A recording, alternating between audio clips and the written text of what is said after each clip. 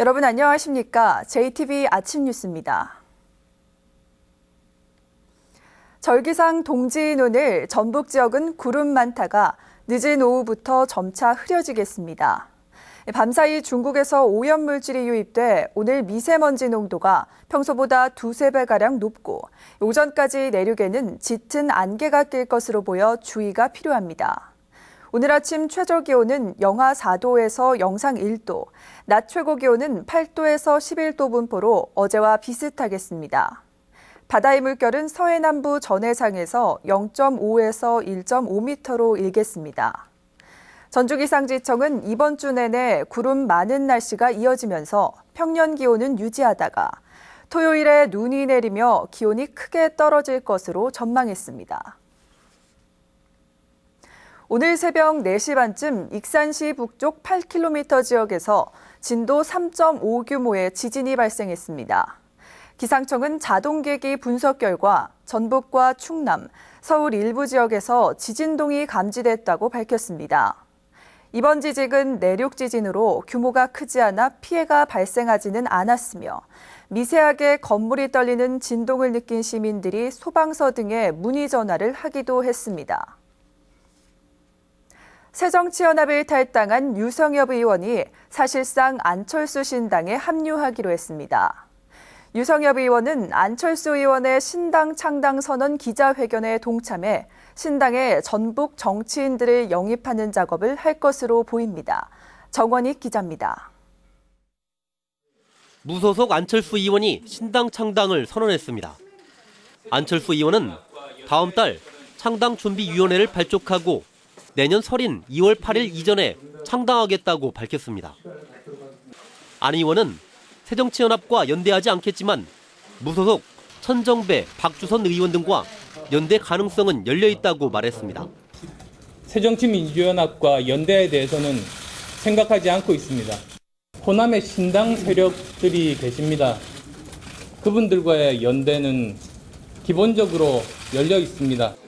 신당 창당 기자회견에는 전북의 유성엽 의원을 비롯해 광주 김동철, 전남 황주홍, 인천 문병호 의원 등 현역 의원 4명이 동참했습니다. 이 가운데 유성엽 의원은 신당의 정동영 전 장관 등 전북 정치인들을 영입하는 작업을 할 것으로 보입니다.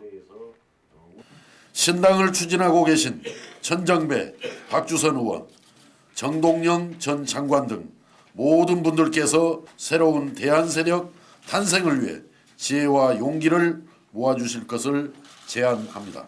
새정치연합은 전북 현역 의원 10명 가운데 추가로 탈당할 의원은 없을 것이라고 밝혔습니다.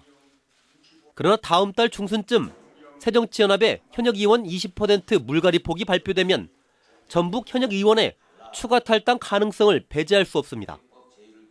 안철수 신당이 인재 영입의 성과를 보이면 전북의 내년 총선은 새정치연합과 신당의 치열한 한판 승부가 예상됩니다. JTBC 뉴스 정원익입니다. 서해안 해양 관할구역을 축소하는 법안이 국회 상임위원회에 상정돼 전북과 충남이 갈등을 빚고 있습니다. 새누리당 이명수 의원 등이 발의한 법안은 인접하거나 마주보는 지방자치단체의 해양 관할구역의 경우 관계 자치단체의 합의가 없는 한 등거리 중간선으로 한다고 규정했습니다. 전라북도는 등거리 중간선으로 재설정되면 전북의 어장 면적이 충남 서천군보다 15배가량 축소돼 양측의 조업권 다툼이 심해질 수 있다며 전북의 국회의원들과 함께 법안 통과를 막는 데 힘쓰기로 했습니다. 흉물스럽게 방치돼 왔던 동학농민혁명 유적지인 원평 집강소가 옛 모습 그대로 복원됐습니다. 복원된 집강소는 동학농민혁명의 정신을 느끼고 체험할 수 있는 역사적 공간으로 활용될 예정입니다. 조창현 기자입니다. 마당엔 자풀이 가득하고 지붕이 뚫린 건물은 무너질 듯 위태롭습니다.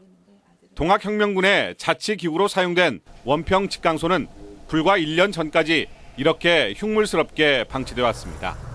하나, 둘, 셋, 커팅! 원평 집강소가 120년 전 옛 모습 그대로 복원됐습니다. 방과 대청, 부엌 등 4칸으로 구성된 초가집 형태입니다. 원평 직강소는 일제시대 면사무소로 해방 이후엔 개인 주택 등으로 사용되다 이후 폐가로 방치돼 왔습니다. 90% 이상 부재가 모두 새로 써져서 새 집처럼 보이지만은 건물은 규격이나 모양이나 다 1890년대의 모습으로 완벽하게 복원이 됐습니다. 집강소는 새로운 세상을 꿈꾸던 동학혁명군의 지방자치기구였습니다. 피지배계층인 농민들이 정치에 참여한 첫 출발점이었으며 봉건사회 타파를 외치던 민초들의 꿈이 연글던 곳이어서 복원의 의미가 남다릅니다.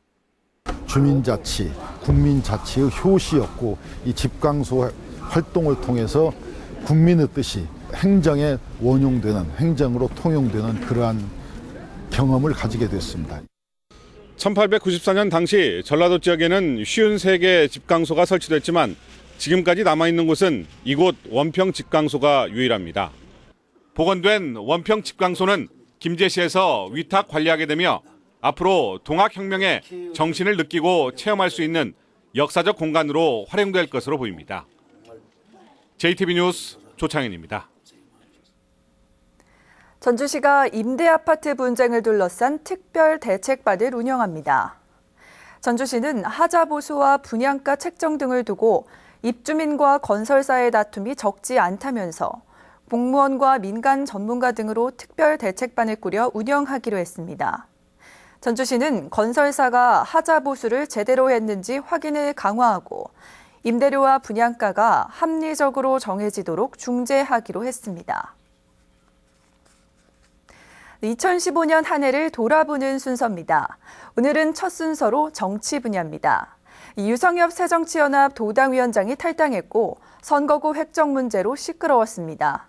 기금운용본부 공사와 갈등과 박경철 전 익상시장도 주된 이슈였습니다. 김철 기자입니다. 지난 7월 새누리당 소속의 정의수 기획재정위원장이 기금운용본부의 주된 사무소를 서울로 두는 법률안을 대표 발의했습니다. 전라북도와 새정치연합은 기금운용본부의 공사화에 반발했습니다.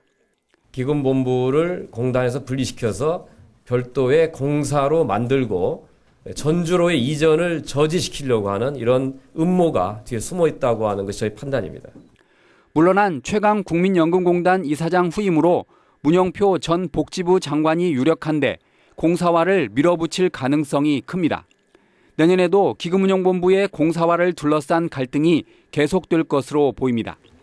새정치연합의 전북도당 위원장을 맡았던 유성엽 의원은 지난 17일 탈당했습니다. 유 의원이 안철수, 정동영 등과 함께 신당에 합류할 경우 내년 총선에서 새정치연합과 정면 대결이 불가피해 보입니다. 반면 새누리당과 진보정당은 큰 사고 없이 한 해를 보냈지만 별다른 존재감을 드러내지 못했습니다. 1년 넘게 해결되지 않은 선거구 획정은 예비 후보자들의 거센 반발을 샀습니다. 지난 15일 예비 후보자 등록일에도 선거구 획정 문제가 해결되지 않아 정치 신인들만 큰 손해를 본다는 형평성 논란이 일고 있습니다. 현역에서는 계속 이렇게 활동할 수 있는 여러 가지 의정 활동 보고라든가 하고 있지만 저도 지금 어디 가서 운동해야 할 것인지 그리고 너무나도 혼란스럽잖아요. 박경철 전 익산시장은 지난 10월 선거법 위반으로 시장직에서 물러났습니다. 상대 후보에 대한 허위 사실을 공표하고 거짓 기자회견을 한 혐의로 취임 1년 4개월 만에 야인이 됐습니다. 내년 4월은 국회의원 선거와 익산시장 재선거로 후보 갈등이 불가피하고 10월엔 기금운용본부 준공으로 공사와 갈등이 예상됩니다. JTB 뉴스 김철우입니다. 황숙주 순창군수의 부인과 비서실장이 지난 6월과 10월에 잇따라 구속되자 군민들이 순창군수 주민소환추진위원회를 구성했습니다.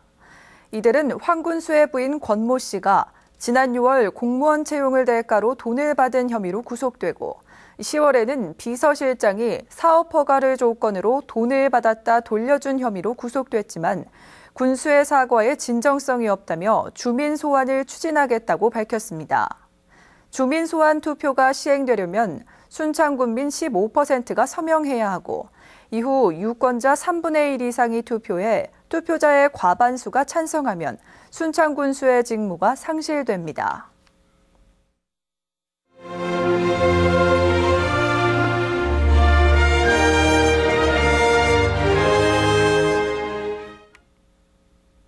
오늘은 팥죽을 먹으며 애군을 쫓고 안녕을 기원하는 동짓날인데요. 외로운 이웃들과 따뜻한 팥죽을 나눠 먹으며 훈훈한 정을 나누는 봉사자들을 김진영 기자가 만났습니다. 둥글둥글 새알심을 만드는 손길이 분주합니다. 할머니와 봉사자들은 마치 모녀 사이라도 된 듯 정다운 야외꽃을 피웁니다. 노인들은 오랜만에 느껴보는 가족의 정에 흥이 난 듯 노랫가락을 뽑아봅니다. 기분 좋죠? 노래 하나 하실까? 네, 하나 해봅시다. 시작! 참을 수가 없도록. 봉사자들도 팥죽을 만들며 아련한 동짓날의 추억을 되새겨봅니다. 어머니들은 자제분들하고 이게 새알 만들었던 이런 기억을 추억을 더듬으시고 저희는 또 친정엄마랑 같이 빚던 이런 것을 많이 생각을 했어요. 장작불 위에 걸린 솥단지에는 팥죽이 달콤한 냄새를 풍기며 맛있게 익어갑니다. 봉사들은 매운 연기가 고통스럽지만 노인들에게 맛있는 팥죽을 내놓기 위해 잠시도 자리를 떠나지 않습니다. 네, 신혜 어르신 맛있게 드세요. 오늘 동짓 팥죽이에요. 네. 언니 기다렸던 팥죽이 노인들에게 배달됩니다. 함께 만들어서인지 노인들은 숟가락을 더 바쁘게 움직입니다. 간도 꼭 맞고 선생님들이 거기서 해주셔서 너무 감사하고요. 좋아요. 100여 명의 봉사들이 동짓날을 맞아 전주 지역 복지 시설들을 찾아가 팥죽을 나누며 노인들의 건강을 빌었습니다.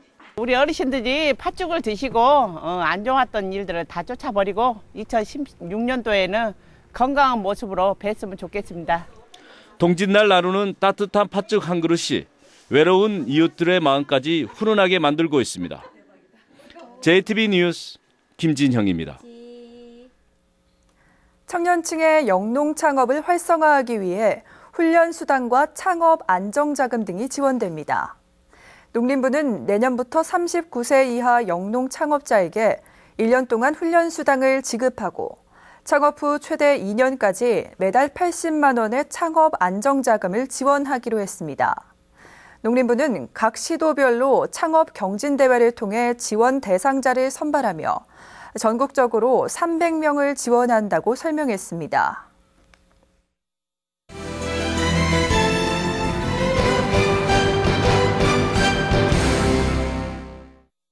남원시가 현재 12개인 걷기 동아리를 내년에는 20개까지 늘려 시민들의 건강관리를 돕기로 했습니다. 남원시는 한 달에 한 차례씩 바른 걷기 동작 교육도 하고 있습니다. 완주군의 귀농귀촌 가구가 꾸준히 늘어 올해 안에 1000가구에 이를 것으로 보입니다. 완주군은 지난달 기준으로 귀농귀촌 가구는 911가구를 기록해 1년 전보다 14.7% 늘었고 이서면, 구이면, 상관면 등의 귀농귀촌 인구가 몰리고 있다고 밝혔습니다.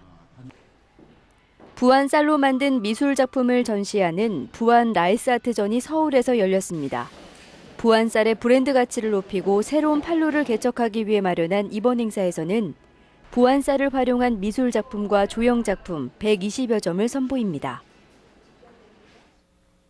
이상으로 JTB 아침 뉴스를 마칩니다. 고맙습니다.